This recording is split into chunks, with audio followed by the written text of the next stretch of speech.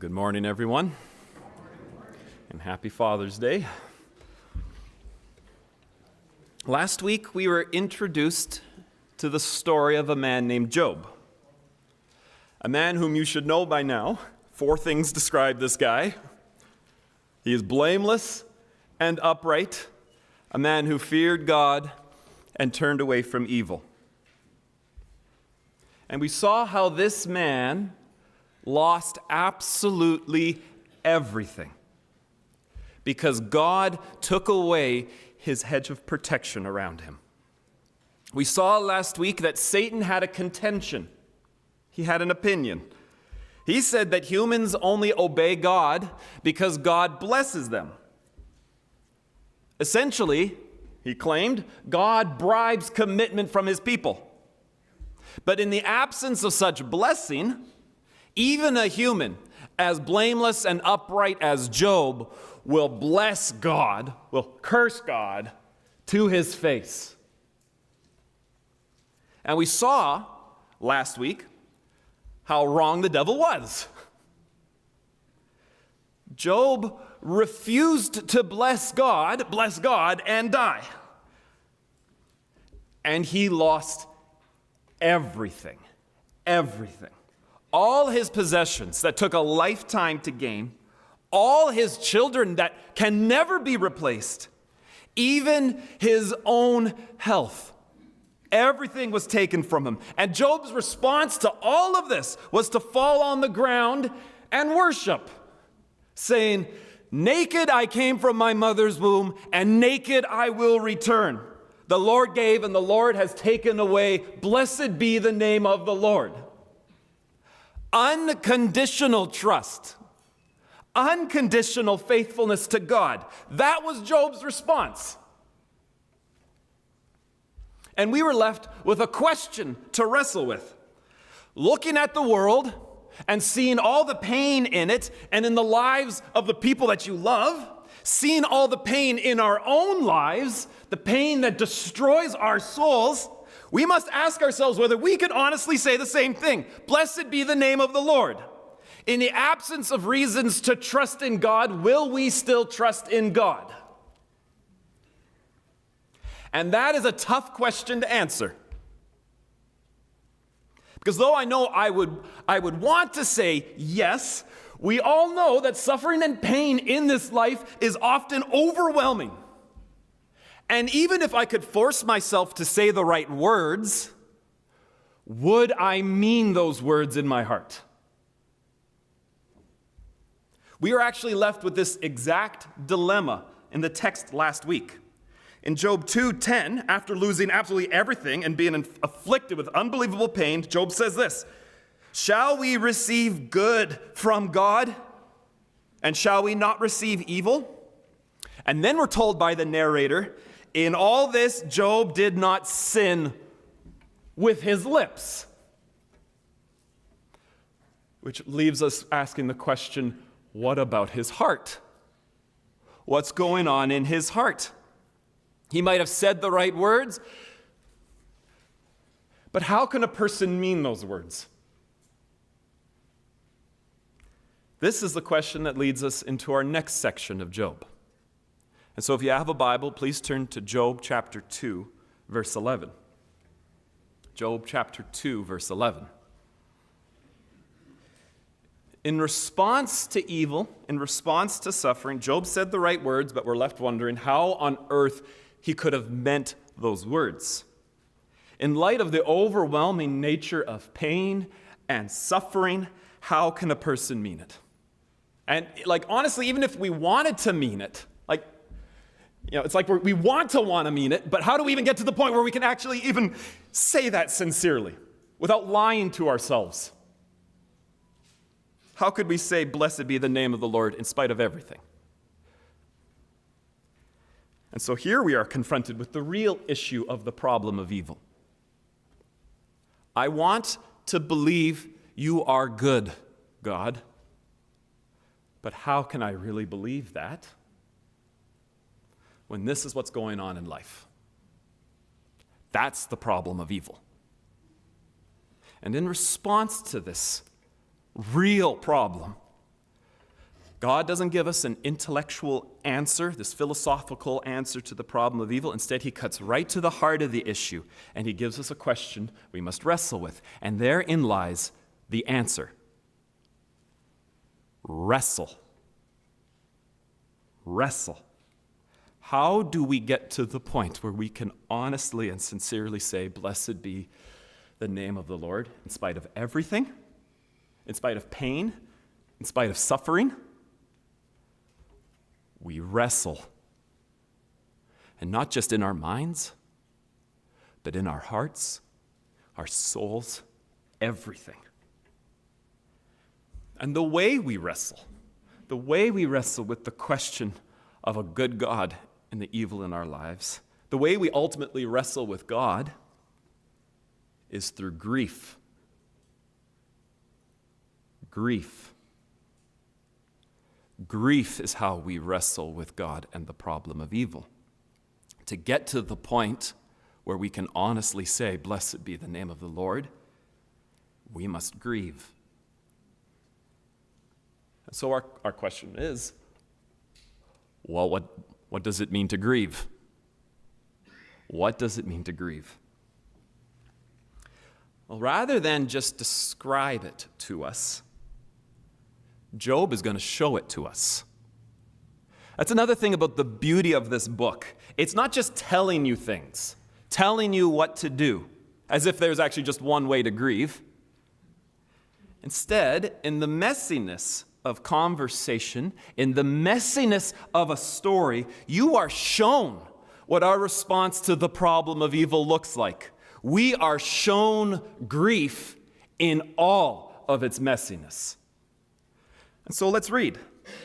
Chapter 2, verse 11. Now when Job's 3 friends heard of all this evil that had come upon him, they came, each from his own place. Eliphaz the Temanite, Bildad the Shuhite, and Zophar the Naamathite. And they made an appointment together to come to show him sympathy and to comfort him. Okay, we're introduced to the next 3 main characters of this book that will carry us through the rest of the book. Eliphaz, Bildad, and Zophar. Each man comes from a different group of people living in the East. And you're kind of left wondering how all these guys became friends. But again, the author doesn't tell us this. And he tells us what he thinks we need to know. And what we need to know is these were Job's friends. We find out later in the book that they're relatively older. They're old friends of Job. Old friends of Job. But again, the author doesn't tell us a whole lot about these guys, but the author is going to show us a whole lot about these guys as the book unfolds, through the messiness of it all. Because what we're going to see with these 3 friends as this book unfolds is the messy, complex picture of real humanity. You're going to see humanity here. Because in the dialogues that follow, you're going to see a lot of negative things about these friends. They're going to say some things that are actually kind of horrific. But at the same time, there's actually a lot of real solid things about these friends. It's complex. It's a mixed reality here. He's showing you real humans here. And we see a little bit of that here in verse 11. Because what do these guys do? They make an appointment to go and spend time with Job and to show sympathy and to comfort him, just to be with him. They take time out of their lives to spend significant time with their old friend, Job, who is suffering and is continuing to suffer immense loss. And in narrating this for us, we get to see a little bit of what grief is like. Even right there, you see it a little bit. He's showing you what grief is like. Because for us humans, what happens when tragedy strikes somebody that we love? What do? We come around that person. And that can be dangerous. As we will see next week, there's a lot of danger in that. But it can actually be something that's so very beautiful too. So beautiful. There is something about us as humans that makes us social in some way.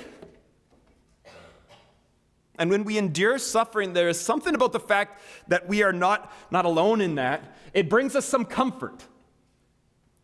And so although grief is intensely personal and individual, there's a sense in which the community has a role to play in it. In the face of losing a loved one, There is something about just somebody giving you a hug that is worth 1,000 words. And so we see here a little element of that grief. Others are going to participate in it in some way, as though what happens to one happens to all. And so his friends have decided to come together and to go as a group to go comfort Job. However, they could not have imagined the level of pain and suffering their friend is going through. We see here in verse 12. And when they saw him from a distance, they did not recognize him. And they raised their voices and wept, and they tore their robes and sprinkled dust on their heads toward heaven, and they sat with him on the ground 7 days and 7 nights, and no one spoke a word to him, for they saw that his suffering was very great. The friends are broken by seeing their old friend Job as a shell of his former self. They knew he was in mourning, but they could not have imagined the amount of pain that he's enduring. The friend that they knew from so long ago, they didn't even recognize him anymore. The man that Job was has died, even though Job still lives. And does that not describe grief a little bit there? Something about you has died, and yet you still live. Everything that Job was, everything that he thought he would be, has died. That vision of his life is gone. And he's coming to terms with this here. And now he is grieving the loss of that life. A life where he thought he would grow old watching his children grow old. And watching his children have children. And then he'd be able to bless his grandchildren out of his abundance. That vision for his life is dead. Gone. And in addition to that, physical pain strikes him every single moment of the day so that he cannot even get a break from his grief through sleep. What can a person say in light of that kind of suffering? What is there to say? Job's friends, in seeing Job in such a state, they simply raise up their voices and they weep and they tear their robes, they sprinkle dust on their head toward heaven, and they sit with their friend for 7 days and 7 nights without a single word. They knew that what Job needed here was not an answer. He needed his friends to be with him. And that's a point we're going to see as this book unfolds that they don't hold to, unfortunately. Job didn't need his friends in his grief to explain away the pain. He just needed his friends to be with him in the grief. Wordless and silent, with dust on their head toward heaven. There is your picture of grief. And there is nothing pretty about it. But the author doesn't stop there. He has shown us a picture of what grief looks like, but now he is going to tell us what grief sounds like. After spending 7 days in mourning with Job processing everything that has died, all that is no more, and all the pain that he suffers, and all the apparent meaninglessness of it all, he then speaks.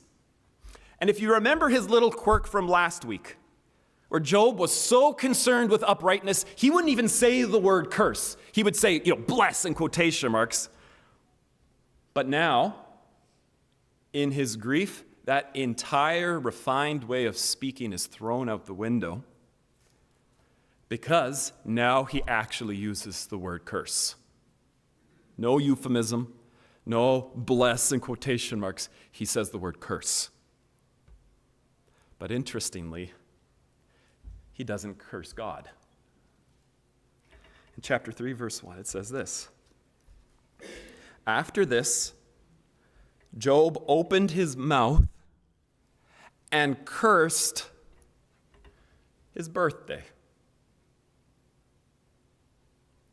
And here's what he had to say. Job said, "Let the day perish on which I was born, and the night that said, a man is conceived. Let that day be darkness. May God above not seek it, nor light shine upon it. Let gloom and deep darkness claim it. Let clouds dwell upon it. Let the blackness of the day terrify it. That night, let thick darkness seize it. Let it not rejoice among the days of the year. Let it not come into the number of the months. Behold, let that night be barren. Let no joyful cry enter it. Let those curse it who curse the day, who are ready to rouse up Leviathan. Let the stars of its dawn be dark. Let it hope for light, but have none, nor see the eyelids of the morning." And why is he cursing his birthday? He says in verse 10, "Because it did not shut the doors of my mother's womb or hide trouble from my eye." He curses his birthday because he didn't die that day. And he continues, "Why did I not die at birth? Come out from the womb and expire. Why did the knees receive me, or why the breasts that I should have nursed? For then I would have laid down and been quiet. I would have slept, then I would have been at rest with kings and counselors of the earth who rebuild ruins for themselves, or with princes who had gold, who filled their houses with silver. Or why was I not as a hidden stillborn child, as infants who never see the light? There the wicked cease from troubling, and there the weary are at rest. There the prisoners are at ease together. They hear not the voice of the taskmaster. The small and the great are there, and the slave is free from his master. Why is light given to him who is in misery, and life to the bitter in soul, who long for death, but it comes not, and dig for it more than for hidden treasure, who rejoice exceedingly and are glad when they find the grave? Why is light given to a man whose way is hidden, whom God has hedged in? For my sighing comes instead of my bread, and my groanings are poured out like water. For the thing that I fear comes upon me, and what I dread befalls me. I am not at ease, nor am I quiet. I have no rest, but trouble comes. That is what grief sounds like. And what about that sounds orthodox to you? Job curses. He curses. Job wishes to be dead. He even rejoices in the thought of death, and he mourns the miserable fact that death is withheld from him. What Job says here is raw, it is honest, and it is exactly how he is thinking and feeling. And notice that he wrestles here. He wrestles with real questions to which are there any answers? Why is light given to those who are in misery, and life to those who are bitter in soul? And notice that although his thoughts are focused on his own pain, his heart does reach up to heaven, and he blames God. Just a bit. In verse 23, that hedge that God had placed around him to protect him from evil, it now feels like a cage that God has placed around him to keep him from escaping his pain. And is he wrong? We know from the first 2 chapters that God had said to Satan, everything is in his hands except spare his life. Is Job wrong? And in fact, this is simply the beginning of the hard things Job is going to say to and about and against God. And he is going to say some way tougher things that we're going to save for some future weeks. But here's just a sampling throughout the book of things that his grief is leading him to say throughout this book. In Job chapter 6, we read this: "The arrows of the Almighty are in me. My spirit drinks their poison. The terrors of God are arrayed against me." Who is he blaming for his pain? Chapter 6 again. "Oh, that I might have my request, and that God would fulfill my hope, that it would please God to crush me, and that he would let loose his hand upon me and cut me off. This would be my comfort. I would even exult in pain unsparing." Chapter 7. "I will not restrain my mouth. I will speak in the anguish of my spirit. I will complain in the bitterness of my soul." Chapter 10. "I loathe my life. I will give free utterance to my complaint. I will speak in the bitterness of my soul. I will say to God, do not condemn me. Let me know why you contend against me. Does it seem good to you to oppress, to despise the work of your hands, and favor the designs of the wicked?" Chapter 23.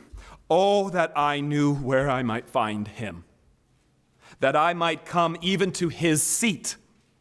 I would lay my case before him and fill my mouth with arguments. I would know what he would answer me and understand what he would say to me." There is wrestling there. There are questions that cannot be answered, and yet they can be wrestled with. There are thoughts that should not be said, and yet they absolutely must be said.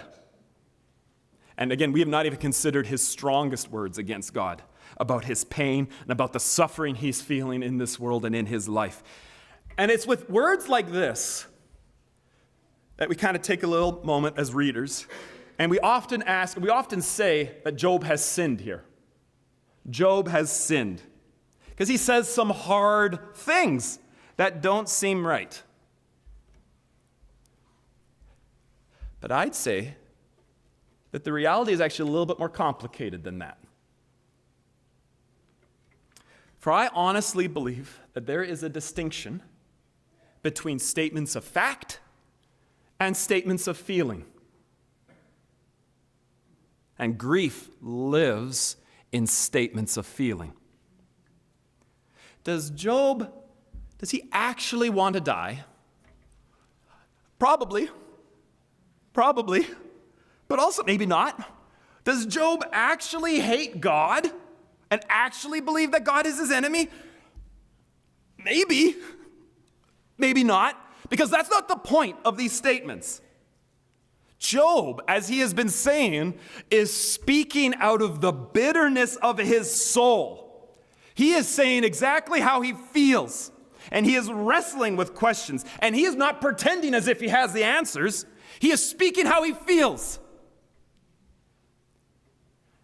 And yeah, maybe what he says is, you might think, oh, that's objectionable, but that honesty is absolutely essential. Absolutely essential. And it is that honesty that God is actually asking from us. Because how can we ever sincerely get to say, and blessed be the name of the Lord, without that? There is no healing without honesty. There is no healing if somebody just pretends that everything's okay. And interestingly, though you think these are the words of a man who's given up on God, I don't think that's the case. And in fact, throughout the book, as Job continues to pour out his soul, these statements that he's, God, you're my enemy, your arrows are killing me. I want to die. I long for death. May death just give me rest. That is balanced by some other statements. One example is in Job chapter 17, where Job starts questioning his fixation on death. And he says this: if I hope for Sheol as my house, that's the realm of the dead, if I make my bed in darkness, if I say to the pit, you are my father, and to the worm, my mother or my sister, where then is my hope? Who will see my hope? Will it go down to the bars of Sheol? Shall we descend together into the dust? He's questioning here that there must be something beyond his pain. Where does he ground his hope in life? It's not in death. No matter how much Job feels like that's the case, it must be in something else. It must be in someone else.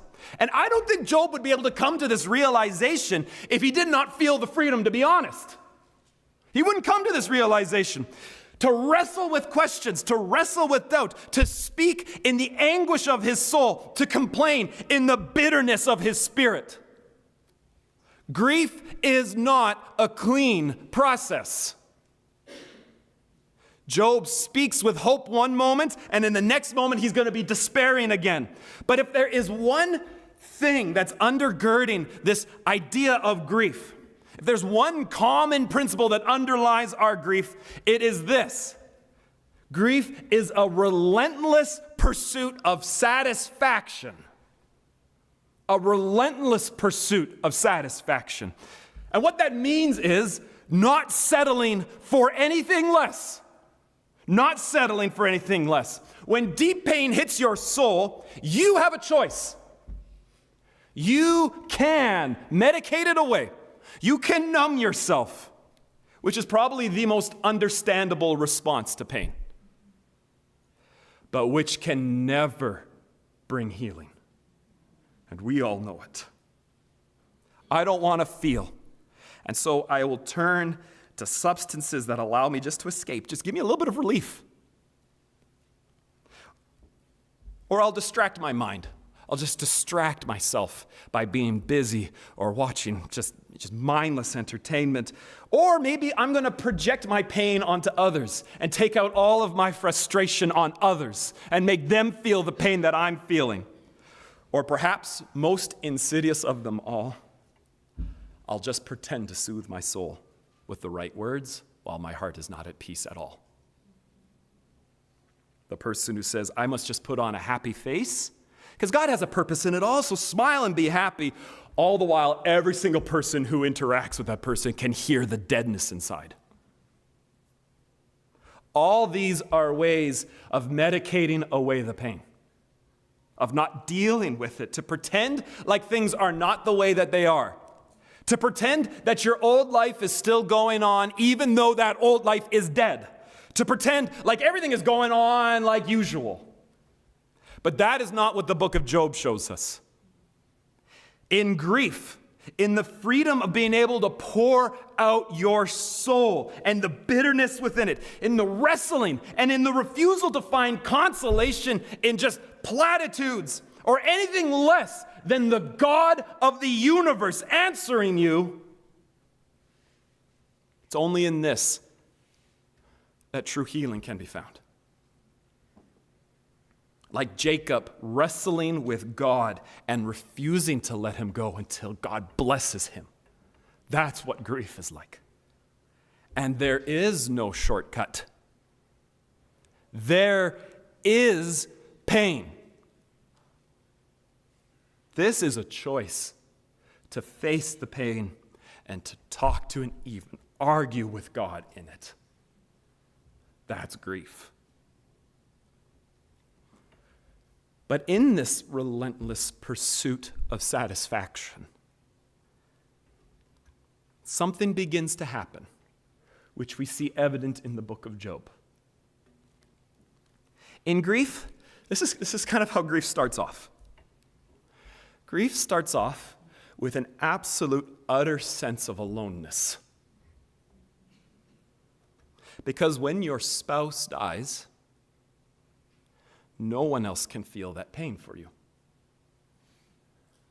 When a parent or a child or a family member dies, when you're abused, when your body aches, when you cannot even find the will to get up in the morning, nor the peace to fall asleep, no one else can actually take that pain for you. You do bear it, and you do bear it alone. But as a person grieves with this sense of, I am alone, if they're not destroyed by this, slowly a person is able to look around, to see the world around them and to understand, I am not alone. For one's personal, private pain is part of a chorus of grief taking place across this planet.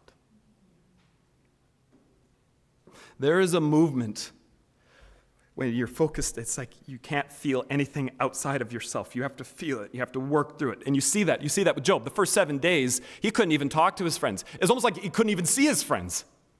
That's how much grief had been afflicting his soul because he was just wrecked. But eventually, he was able to see the people around him, who, though they cannot feel Job's pain for him, they can participate in his pain with him. And eventually, Job was able to pour out his heart with them, and they can help carry it with him. A person moves from I am alone to I am not alone, as people sit around with them for no other purpose than to share the load. As the sufferer says things in the bitterness of their soul, wrestling with God and refusing to find comfort in anything less than an actual encounter with the living God of the universe.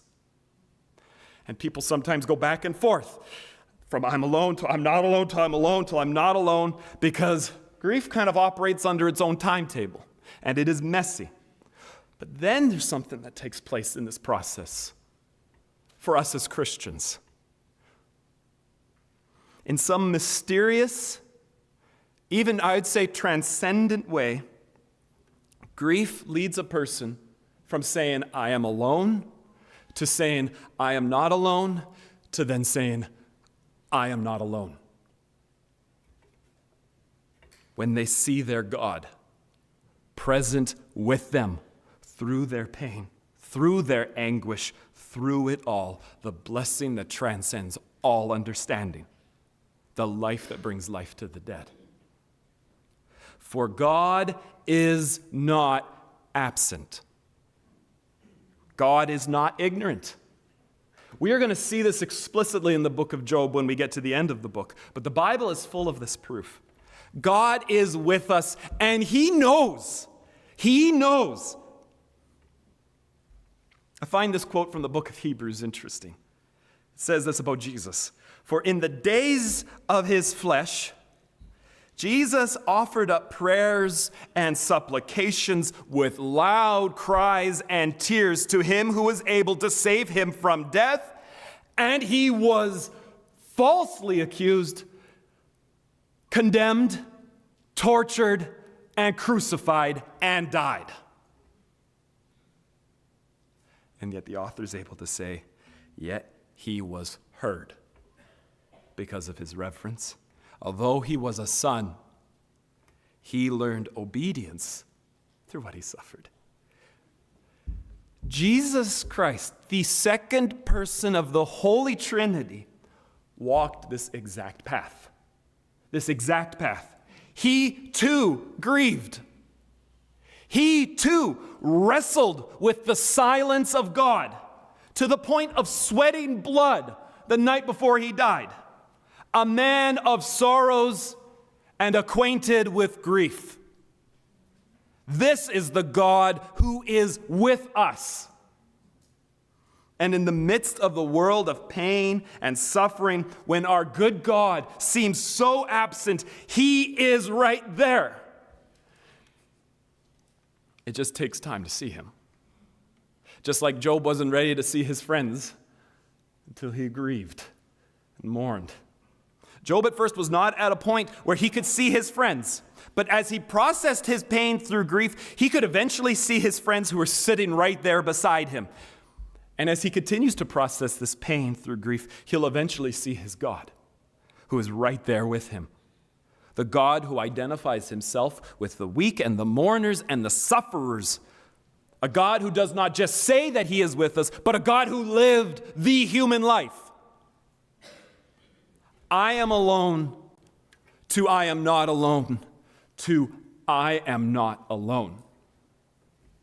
We see that the answer to the problem of evil is not found in an intellectual argument. It is found in the intangible presence of our good God, with whom we have placed our trust, who proves himself to be the blessing when all other blessings are gone. And grief is the process. Grief is the way. And grief is what Job shows us in all its messiness. So what's the takeaway here? In your pain, wrestle. Wrestle. And do not be satisfied with the trite, cliche, superficial, or numbing fixes that dominate our world but that do not heal. Give yourself the permission to feel the pain, to say what you're feeling, no matter what that might reveal about your soul, because it might reveal a lot. And be willing to sit with those who suffer in silence, knowing that at the time that's right, they will have the ability to see you there. A step in your friend's journey to seeing the God who is always with them. God has placed utmost value in relationship. And in suffering, that means you must be honest. And so when you suffer, do not pretend like everything's okay. Instead, grieve. Refusing to be okay, and like Jacob, you wrestle until you see the God that is there. From I am alone to I am not alone to I am not alone. Only through this can a person honestly say, blessed be the name of the Lord. Amen? Amen.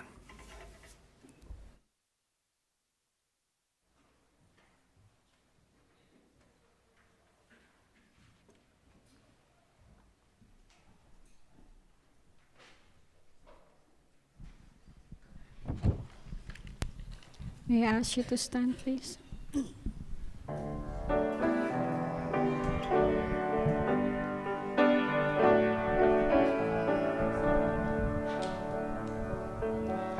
I have a maker, he formed my heart. Before even time began, my life was in his hand.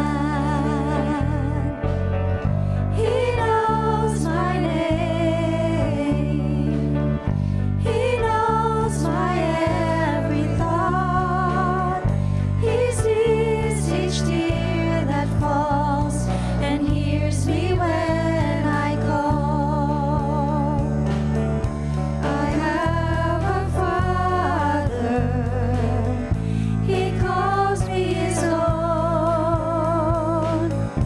He'll never leave me, no matter where I go.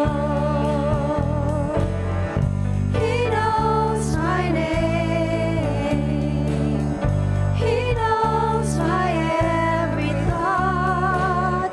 He sees each tear that falls and hears me when I call. He hears me when I call.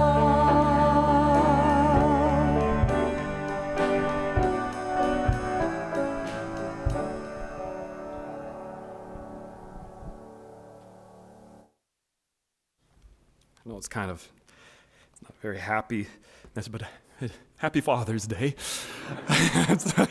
Happy Father's Day, Dad. Anyway. I think there's gifts for fathers on the outside there, so please stop by the Welcome Center. For your benediction, I'm going to read from the book of Genesis. And Jacob was left alone, and a man wrestled with him until the break of day. When the man saw that he did not prevail against Jacob, he touched his hip socket, and Jacob's hip was put out of joint as he wrestled with him. Then he said, "Let me go, for the day has broken." But Jacob said, "I will not let you go until you bless me." And he said, "What is your name?" He said, "Jacob." And he said, "Your name shall no longer be Jacob, but Israel, for you have striven with God and with men and have prevailed." So Jacob called the name of that place Peniel, saying, "For I have seen God face to face, and my life has been delivered." Amen. Go in peace.